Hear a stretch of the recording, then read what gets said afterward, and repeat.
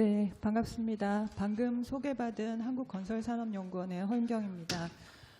발표는 제가 하지만 앞서 원장님이 이제 변화에 대해서 많이 말씀을 하셨고요. 그 변화 과정 중에 저희 연구원도 변화해야 된다라는 문제의식이 있어서 연구원 전체가 많은 고민을 나눴고요. 제가 대표로 발표한다라고 생각해 주시면 좋을 것 같습니다. 자, 보시는 것과 마찬가지로 세상은 빠르게 변화하고 있습니다. 앞서 보시는 그림 같은 경우에는 과거와 현재의 우리 주거 공간입니다. 주택, 교통, 환경을 생각하시는 일반적인 그림이라고 생각을 할 수 있을 것 같고요. 그 아래에 이렇게 공급이 되는 환경에는 주택법, 건축법, 주차장법 이런 관련 법령들이 밑바탕을 가지고 있습니다. 옆에 보시는 그림은 앞으로 우리가 가져가야 될 주택 공간입니다. 자율주행차가 일반화될 것이고요. 드론이나 로봇이 배송을 할 수도 있습니다. 그리고 스마트 그리드로 우리 환경과 에너지 부분들을 공급돼야 될 겁니다. 그러면 기존에 우리가 가지고 있는 건축 기준이나 환경 아니면 인프라로 과연 우리 미래를 담을 수 있느냐라고 봤을 때는 기존의 기준으로는 어렵지 않나라고 생각합니다. 지금과 같은 주차장 면적이 필요할 수가 없거든요. 자율주행차가 많아지면 자동차 소유에 대한 형태도 변화할 것이고 그렇다라고 하면 우리가 과연 지금과 같은 주차장 기준 가져가야 되느냐 근본적으로 바뀌어야 될 거고요. 드론으로 만약에 택배가 온다라고 하면 지금과 같은 창문 담을 수 없습니다. 그러면 당연히 건축 기준도 거기에 맞춰서 변화해야 된다라고 생각을 합니다.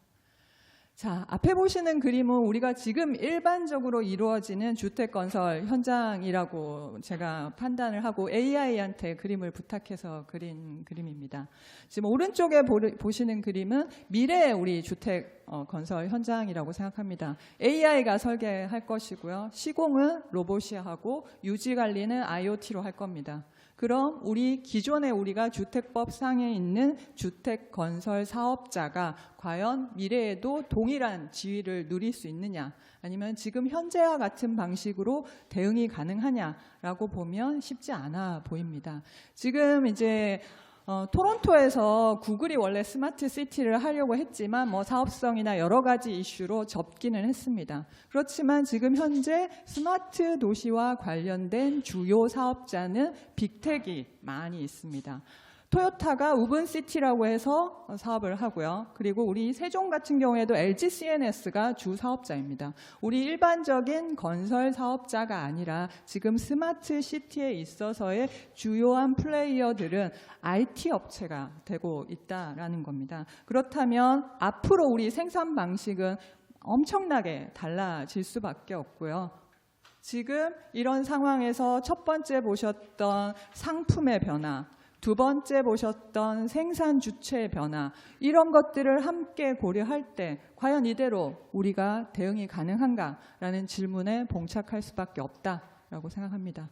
이런 질문에 대한 답변으로 저희 연구원은 2024년부터 리버스라는 대전환의 필요성을 인식을 하고 계속해서 사회적 인식 전환과 공감을 이루기 위해서 노력을 하고 있고요. 저희가 2025년 3월에는 리버스 1.0이라는 개념으로 여러분들에게 대전환의 필요성과 여러 가지 문제의식들을 공유를 했다라고 생각합니다. 그렇지만 대전환이라는 것이 여러분들도 아시고 또 앞서 원장님도 말씀해 주신 것과 마찬가지로 단선적인 일이 아니라 지속적으로 이루어 나가야 하는 과정이라고 저희는 판단하고요. 그 1.0을 심화해서 오늘 이 자리에서 주택도시 부분의 리버스 2.0을 말씀드리고요. 그리고 4월 7일에는 건설 부분, 특히 AI를 활용한 건설 부분에 있어서의 리버스 2.0을 여러분들한테 제시하고자 합니다. 리버스 1.0에서는 결국 건설 산업이 국가 산업으로 재탄생하는 산업 대전환의 비전에 대해서 말씀드렸고 오늘 이후로 2.0에서는 이를 더 심화 발전한 형태로 여러분들한테 말씀드리고자 합니다. 오늘 제가 준비한 내용은 크게 네 가지입니다. 왜 주택도시 혁신이 필요하고 중요하냐? 대해서 말씀드리고요. 두 번째는 앞서 이제 장 국장님이 잘 말씀해 주셨지만 우리 정책이 기존에 어떤 식으로 대응해야 하는지 반성이 필요하지 않나라고 생각합니다. 그래서 정책 변천을 평가를 하고 네 번째로는 구조 진단이 필요할 것 같습니다. 그 구조 진단 하에서 마지막으로 대전환 방향을 말씀드리는 것으로 마무리하겠습니다. 먼저 주택도시 혁신의 중요성입니다. 왜 중요하냐? 주택도시의 구조적 특징이 있기 때문입니다. 주택도시는 건설 부분에 있어서 가장 중요한 시장이기도 하고요. 또한 건설 산업이라는 특수성 하에 같이 있습니다. 건설 산업은 여러분들이 아시는 것과 마찬가지로 전후방 산업이 엄청나게 많이 연계되어 있습니다. 아주 여러분들이 쉽게 생각하는 자재와 관련된 제조업에서부터 여러분들이 별로 관련성이 없을 것 같은 음식점업까지 아주 광범위한 산업에 건설 산업은 영향을 미치고요. 이것이 결국은 국가 산업 생태를 지탱하는 핵심 허브 산업으로서 주택과 건설 산업이 역할을 한다라고 보시면 될 것 같습니다. 특히 주택 및 도시 산업 같은 경우에는 건설에서 차지하는 절대적인 영향을 가지고 있습니다. 보시는 것과 마찬가지로 건축 부분인 주거형과 비주거형은 건설 수주의 70%에 달합니다. 근데 비주거형 안에는 우리가 일반적으로 주거형이라고 생각하는 오피스텔, 도시형 생활주택, 생활형 숙박시설 이런 것들까지 다 비주거형에 들어 있습니다. 그렇다라고 하면 우리 시장에 있어서 주택과 도시 부분이 건설에서 얼마나 큰 역할을 하는지 여러분들 더 잘 아실 거라고 생각하고요. 또한 도시라는 것은 토목과 주거, 비주거가 합쳐져 있고 그 안에서 또 무형의 가치까지 포괄되어 있어 건설의 결과물로 나타날 수밖에 없는 굉장히 중요한 산업이라는 특징이 있습니다. 또한 국민 경제에 미치는 영향력도 절대적입니다. GDP 대비 건설 투자 비중을 보게 되면 주거용 투자는 12%에서 16%에 달합니다. 결국은 지금 우리가 경기가 나쁘다 할 때는 대부분 건설 투자가 상당히 나쁜 시절이 굉장히 많고요. 또 건설 투자 안에서도 주거용 투자의 비중이 굉장히 높다라는 건 여러분 더 잘 아실 겁니다. 이러한 국가 경제 차원뿐만 아니라 가계 경제에 있어서도 주택 도시 부분의 영향력은 절대적입니다. 우리나라 가계 자산의 대부분 즉 70% 이상이 부동산 부분에 편중되어 있고요. 또한 자가 거주 주택의 경우에는 40%를 상회해서 나타나고 있습니다. 그렇다 보니까 주택 가격의 변동에 따라서 금융기관의 건정성이라든지 자산 시장의 안정성과 직결되고 국가 경제 안정성과 연결된다라고 생각을 합니다. 앞서 장 국장님이 저와 동일한 얘기를 했다라고 생각합니다. 결국은 주택가격 등락에 따라서 신용이 확대되고 주택가격이 올라가고 이것이 국가경제에 미치는 영향들 여러 가지 영향들을 역사적 배경을 가지고 얼마나 중요하고 얼마나 영향을 많이 미쳤는지를 장 국장님이 잘 설명해 주지 않으셨나라고 생각합니다. 이렇게 여러 분야에 영향을 미치다 보니까 참여 주체도 굉장히 많습니다. 정책 제도 부분의 주체도 있을 수 있고요. 소비 이용 주체인 국민까지 발주 시행 주체 여러 주체가 연결되어 있다 보니까 국민 전체가 연결된 하나의 복합 생태계로서 주택 도시 부분이 기능한다. 그만큼 우리 경제, 우리 사회에 미치는 영향력이 절대적이다라는 것을 잘 알 수가 있습니다. 거기다가 지금 현재뿐만 아니라 앞으로 미래의 성장, 우리 사회의 성장에 있어서도 주택도시 부분의 영향력은 굉장히 높습니다. 우리나라의 도시화율은 90%를 상회해서 나타나고 있습니다. 이 얘기는 결국은 공간 구조가 우리나라 성장에 지대한 영향을 미칠 수밖에 없다라는 얘기고요. 결국은 단순한 물리적 개발을 넘어서 국가 경쟁력과 직결되어 주택 도시 부분이 연결되어 있다라고 보시면 되지 않을까라고 생각합니다. 또한 앞으로 환경과 관련한 지속 가능성도 굉장히 중요한 이슈입니다. 그 중요한 이슈도 결국 도시화율이 90% 이상인 국가에서는 주택 도시가 이것들을 어떻게 핵심 아젠다로 끌고 가느냐에 따라서 지속 가능성의 중요한 성패가 달려 있지 않나라고 생각합니다. 결국 제가 주택도시가 엄청 중요하다라고 말씀을 드렸고요. 그 중요한 건 두 가지로 정리할 수 있다라고 생각합니다. 하나는 주택도시의 경제적 위상입니다. 앞서 말씀드린 GDP 대비 경제 성장률, 즉 우리나라 경제가 성장하기 위해서는 건설 투자가 그만큼 뒷받침해 줘야 되고, 또 자산 부분에서 가계의 자산 부분에서 미치는 주택 도시의 위상들을 생각을 할 때 이 안정성이 결국은 이제 국가의 경제적 안정성과 연결되어 있다라고 판단하시면 좋을 것 같습니다. 또 두 번째 목표는 거시적 목표인 것 같습니다. 우리가 계속해서 우리 사회가 성장해 나가야 되고 발전해 나가야 되는데, 그 과정에서 결국은 핵심 동력이 바로 도시 부분의 성장이고 도시 부분의 경쟁력이지 않나라고 판단을 합니다. 자, 그러면 지금까지 우리 정책은 어떻게 이러한 변화에 대응하고 왔는지 살펴보겠습니다. 먼저 저희가 이제 1960년대부터 최근까지 한번 살펴봤는데요. 이거 여러분들이 한번 보시면 아시겠지만 우리 정책은 공급 확대, 수요 억제, 주거 복지, 지역 균형 발전 등 다각적 측면에서 제도를 운영하고 발전해 왔고요. 그러다 보니까 여러 성과도 있었습니다. 저희가 생각하는 성과는 크게 세 가지입니다.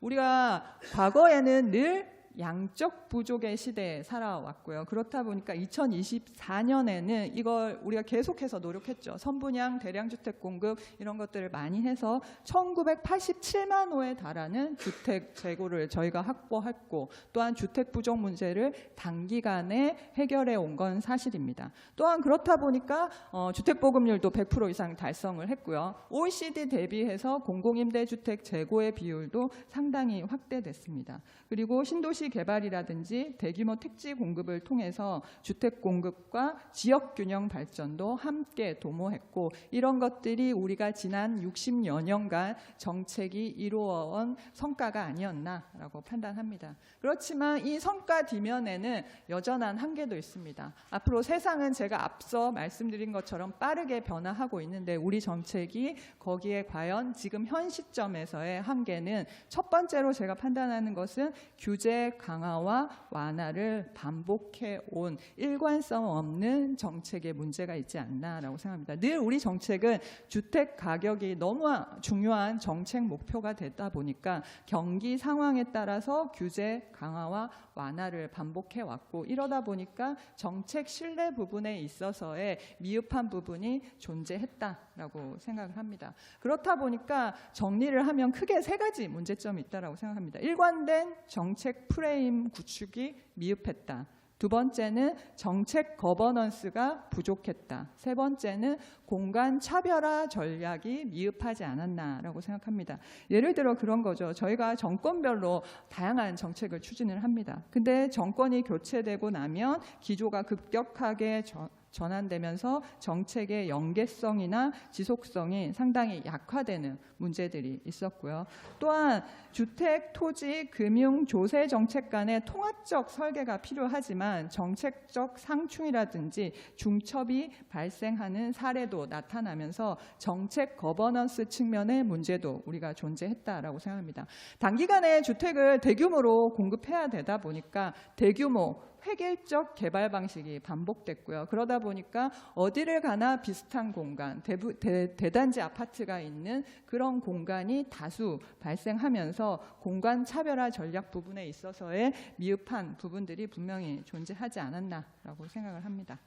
자, 다음으로 이제 정책을 한번 살펴봤는데 구조적으로 어떤 문제가 있는지 말씀드리겠습니다. 구조적인 문제는 크게 시장 관점, 제도 관점, 산업 관점으로 크게 13가지 부분에 대해서 저희가 한번 진단을 해봤고요. 시장 부분에 있어서는 인구, 산업, 수급, 주거비, 노후화 측면에서 말씀드리고요. 제도 측면에 있어서는 복합적인 제도 체계라든지 운영 방식에 대해서 말씀드리겠습니다.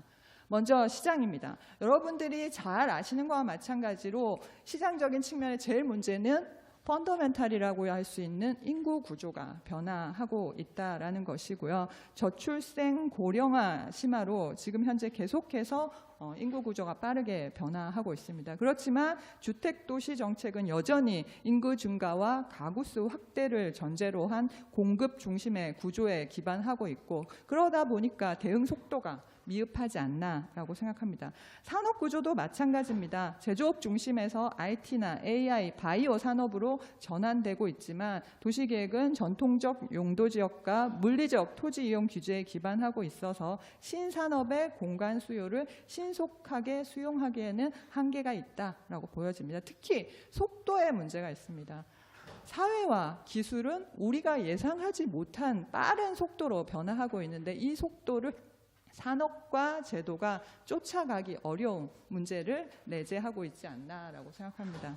두 번째는 앞서 장 국장님이 말씀해 주신 것과도 상당한 맥을 같이 하고 있습니다. 주택수급 불일치로 주거비 문제가 심화되고 있고 자산 격차가 빠르게 확대되고 있는 것이 결국은 사회적으로 상당한 부담으로 작용을 하고 있습니다. 보시는 왼쪽의 그림은 이제 수도권 지역에서 집값 상승률을 보여주는 그림입니다. 여러분들이 예측하시는 바와 마찬가지로 강남을 중심으로 한 서울 안쪽 대비 바깥쪽의 상승률의 격차가 상당히 크게 나타나고 있고요. 이건 결국은 지역 간, 세대 간, 계층 간 자산 격차 확대 문제로 나타나고 있고요. 이것이 결국은 주거비 부담으로 함께 이어지는 문제로 나타납니다. 또한 이것들이 금융, 자산, 소득 구조와 같이 결합하면서 복합 구조 문제로 전환되고 있고 이것들이 사회적으로 또 대응하기 굉장히 어려워지는 부분이 있지 않나라고 생각합니다. 다음으로 시장적 관점에서 저희 고민은 노후화의 문제입니다. 노후화가 두 가지가 동시에 진행되고 있습니다. 주택 자체가 노후화되고 있고요. 또한 도시와 주거 환경에 따라서 이 노후화가 도시 전반의 침체로 나타나고 있다는 겁니다. 특히 과거 대규모 공급 시기에 건설된 주택의 노후화가 빠르게 진행이 되지만 정비는 빠르게 진행되지 않고 지연되고 있고요. 이와 맞물려서 지방도시 침체도 나타나고 있습니다. 지방도시는 지금 고용과 일자리, 산업 부분의 어려움에다가 이제 물리적인 노후화가 같이 일어나면서 공실 증가, 상권 붕괴, 기반 시설 노후화로 연결되면서 도시 침체의 가속화가 나타나고 있고 이건 결국은 지역 간 격차 확대로 이어질 수밖에 없는 구조이지 않나라고 생각합니다. 자, 다음으로 이제 제도적인 측면에 대해서 말씀드리겠습니다. 우리나라 제도는 복잡한 법 제도와 경직적 운영 구조를 가지고 있습니다. 우리가 이제 다층적 법 체계를 가지고 있다 보니까 하나의 개발 사업에 10개 이상의 관련 법령이 동시에 적용되고 단계별로 개별 심의를 거쳐야 하는 구조를 가지고 있고요. 우리가 용도용적제로 대표되는 물리적 규제 또한 획일적으로 적용됨에 따라서 지역 특성과 시장 상황을 반영해서 탄력적 운영을 하기에 굉장히 제한적이고요. 특히 이제 용도지역제 같은 경우에는 사유권의 문제와 연결되다 보니까 변경이 극히 제한적이고 또한 이제 재량적인 판단을 하기 어려운 구조가 고착화되어 있어서 경직적 운영을 개선하기 어려운 문제입니다. 그러다 보니까 이게 결국은 다층적 중첩적 규제 형태로 나타나고 있고요. 현실에서는 토지 확보에서부터 도시계획, 인허가, 사업 시행, 금융 조달, 그리고 시공에 이르는 전 과정에 있어서 규제들이 있습니다. 토지를 확보하기 위해서도 우리가 대표되는 개발 제한 구역이라든지 농지 산지 규제라든지 환경 보전 관련 규제들이 중복적으로 나타나고 있기 때문에 개발 가능한 토지가 구조적으로 굉장히 제한적이고요. 도시계획 같은 경우에도 계획 및 용도지역 체계와 다양한 사업법이 중첩되면서 굉장히 복합적인 구조를 가집니다. 인허가 한번 받으려고 하면 여러분들 다양한 이제 영향평가, 인허가 절차를 거쳐야 되고요. 또한 사업 시행에 있어서도 분양가 상한제라든지 공공기여, 초과이익 환수와 같은 중첩적 부담금으로 인해서 사업성 악화가 불가피합니다. 결국 이러한 것들은 결과적으로는 공급 위축, 사업 장기화, 시장 경직화라는 부작용이 누적될 수밖에 없고요. 앞서 이제 윤석열 정부 때 이제 공급이 많이 안 됐다라고 이제 장 국장님이 얘기하셨는데 PF의 문제도 있지만 이런 중첩적인 구조, 근본적으로는 중첩적 구조의 문제도 함께 내재하고 있다라고 판단을 하고 있습니다.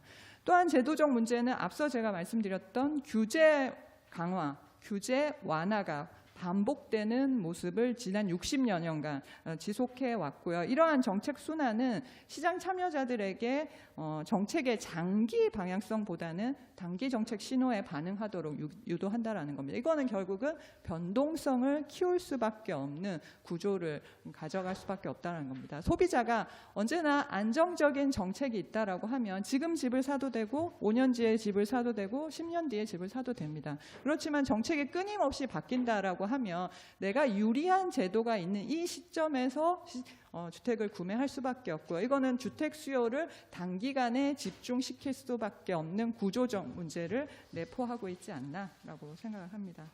또한 지금 현재 제도가 여러분 이제 지금 쓰고 있는 분양가 상한제, 토지거래 후호가제, 투기과열지구는 1960년, 1977년, 1979년, 1983년에 만들어진 제도들입니다. 즉 과거의 성장기에 만들어진 제도들을 여전히 우리가 사용을 하고 있고요. 주택도시는 지금 현재 앞서 말씀드렸던 저성장, 고령화, 자산 양극화라는 다른 환경에 직면해 있지만 과거에 설계된 규제 수단이 반복적으로 사용되고 있고요. 과연 그러면 이 정책 실효성이 과거와 지금이 동일하냐, 아니면 지금 시장에 맞는 정책으로 재설계해야 되는 건 아니냐, 제대로 된 에비던스가 있느냐라고 봤을 때 실제적으로 그런 증거를 확보하기는 쉽지 않다라고 생각합니다. 그러면 변화한 지금 시장에 맞는 제도 설계가 다시 필요하지 않나라고 생각합니다.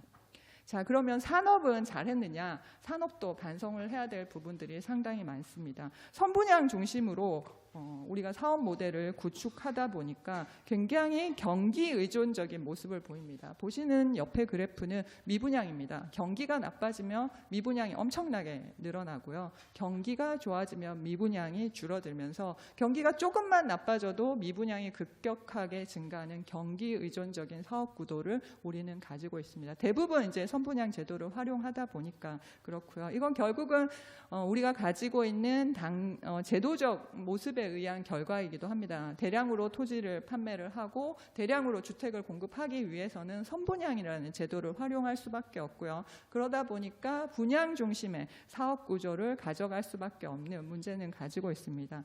앞으로는 그렇다라고 하면 운영이나 관리, 임대, 자산관리 등 장기적인 부가가치를 창출할 수 있는 사업 모델, 즉 비즈니스 모델로의 전환이 필요하지만 여전히 속도는 더디지 않나라고 생각을 하고요. 또한 시장에서는 구조적인 모습도 변화하고 있고요. 그다음에 에어비앤비 같은 단기 지금 거주 형태도 늘고 있고 운영 방식도 다양화되고 있고요. 소유의 방식도 달라지고 있습니다. 이런 것들에 대응해서 스마트 기술들이 도입되고는 있지만 여전히 개별 기술 적용 수준에 머무르면서 정책과 시장 전반의 디지털 전환의 속도는 더디지 않냐라고 생각하고요. 특히 우리가 의사결정을 결국은 데이터베이스, 데이터 기반의 의사결정을 해야 되지만 여전히 데이터를 확보하는 것은 다른 문제, 의사결정을 하는 것은 이 데이터에 기반해서 의사결정되지 않는다라고 저희는 판단하고 있고요. 가장 기초적인 것은 결국은 우리가 가지고 있는 자료들을 다 데이터베이스화하고 그것이 궁극적으로는 AI를 활용해서 이제 의사결정 과정까지 연결되는 구조로 이어져야 되지 않을까라고 생각을 합니다. 다음으로 산업적 측면에 저희가 가지고 있는 큰 문제의식은 참여자의 사회적 역할 인식이 여전히 부족하다라는 겁니다. ESG 경영이라든지 사회적 전반에서 사회적 가치가 강조되고 있지만 실질적으로 주택도시 개발 분야에서 내재화 수준이 과연 높느냐 라고 하면 아직 가야 할 길이 멀지 않느냐라고 생각합니다. 지역사회와의 상생, 사회적 가치 창출, 장기적 도시 책임성에 대한 인식은 여전히 제도화되지 못했고요. 공공과 민간도 여전히 공공성과 사업성과 관련된 지속적인 대립이 필요합니다. 결국은 이것들을 서로가 인식을 공유하고 앞으로 나아갈 수 있는 방향들이 필요한 시점이 아닌가라고 보고 있습니다.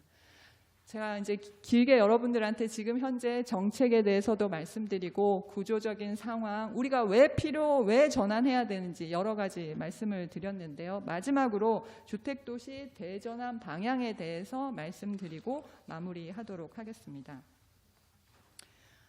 여러분도 다 잘 아시겠지만 하나만 지금 변화하고 있는 게 아닙니다. 인구 구조도 변화하고 있고, 그다음에 언제 환경적인 재앙이 닥칠지 누구도 장담하기 어려운 상황이고요. AI는 생각보다는 너무 빠르게 깊숙하게 우리한테 들어왔습니다. 거기에 비해서 수도권 과밀이나 지방 소멸 같은 지역 문제는 여전히 진한하게 해결되지 않고 우리 안에 남아 있습니다. 이런 문제들이 복합적이고 아주 다층적으로 변화하고 있는데 우리가 과연 이걸 대응하기 위해서는 저희 연구원은 두 가지를 제안하고 싶습니다. 첫 번째는 도시구조, 산업입지, 교통망, 일자리 등이 연계된 종합적이고 체계적이며 장기적인 정책 비전, 방향성의 전환을 필요하다라고 판단하고요. 두 번째는 산업 생태계가 공공 가치를 창출할 수 있는 생태계로 바뀌어야 되지 않을까라고 생각합니다. 그러기 위해서는 사람, 거버넌스, 기술이 바뀌어야 되고요. 사람은 참여 주체의 역할을 재정립하고 거버넌스는 통합과 일관성을 확보하며 기술은 데이터와 AI 기반의 과학적 대응을 통한 주택도시 대전환이 필요하고요. 이는 결국은 궁극적으로는 주거 안정, 지속 가능성, 도시 경쟁력, 품질 확보, 안전 확보와 같은 우리 건설 산업이 확보해야만 하는, 지금 당장 확보해야만 하는 것과 연결되어 있지 않을까라고 생각합니다. 먼저 사람입니다. 사람은 우선 주택공급 및 도시공간 조성 프로세스 전반에 걸친 참여자의 역할, 재정립이 필요합니다. 제도 개선이나 개별 사업 단위의 변화만으로는 분명히 한계가 있습니다. 모든 참여 주체의 공감대 형성하고 근본적 인식 전환이 선행되어야 되지 않을까라고 생각하고요. 오늘 이 자리에 와 계신 여러분들도 함께 해주십사 부탁드립니다. 우선 공공은 단순한 단속자나 공급자에서 벗어나서 규칙 설계자로 시장의 시스템 리스크를 관리하는 관리자로 기능해야 된다라고 생각하고요. 민간을 위해서 결국은 민간의 창의성을 발휘할 수 있는 운동장을 조성하는 것이 공공의 핵심 역할이라고 생각합니다. 민간 또한 단순히 공사를 수행하는 주체를 넘어서 혁신과 투자의 주체가 돼서 주도성을 강화하는 형태로 가야 되지 않을까라고 생각합니다. 결국은 정책 결정자나 지자체, 공공기관, 민간기업, 시민, 또 여기에 제가 이제 더 많은 저희 시장 참여자들이 있지만 이 모든 참여 주체가 공감대를 형성을 하고 근본적인 인식이 전환돼야 되지 않을까라고 생각합니다. 다음은 거버넌스입니다. 거버넌스 같은 경우에는 역할 재설정과 제도 혁신이 필요하다라고 저희는 판단을 하고 있고요. 공공과 민간은 수평적 파트너십을 구축을 해야 되고요. 부처는 분절적 정책 추진을 통합해서 통합 거버넌스를 구축해서 장기적 국가 공간 전략에 기반한 일관된 정책 운영 체계를 확립해야 된다라고 생각합니다. 우선 공공과 민간은 수직적 관계가 아니고 상호 신뢰에 기반한 수평적 파트너십을 구축해서 공공성과 수익성의 조화를 깨야 되고요. 규제와 금지 중심의 정책을 유도와 인센티브 체계로 전환해야 된다라고 생각을 합니다. 또한 토감 거버넌스를 통해서 부처 간 분절적 정책 추진을 통합을 하고 주택, 도시, 교통, 복지, 산업 정책을 연계하는 통합 거버넌스 구축이 필요하다라고 생각합니다. 앞서 저희가 다양한 문제의식 중에 강조했던 것들이 결국은 규제 완화, 강화와 같은 단선적이고 단기적인 정책에 대한 문제를 여러 번 지적을 했었고요. 결국은 장기적인 관점에서의 일관된 정책 운영 체계가 정말 중요하다라고 생각합니다. 그런 의미에서 보았을 때 20년, 30년 단위의 중장기 공간 비전과 연계된 주택도시 전략을 수립하고 정권 교체와 관계없이 일관성을 유지할 수 있는 제도적 정치가 필요하지 않나라고 생각합니다.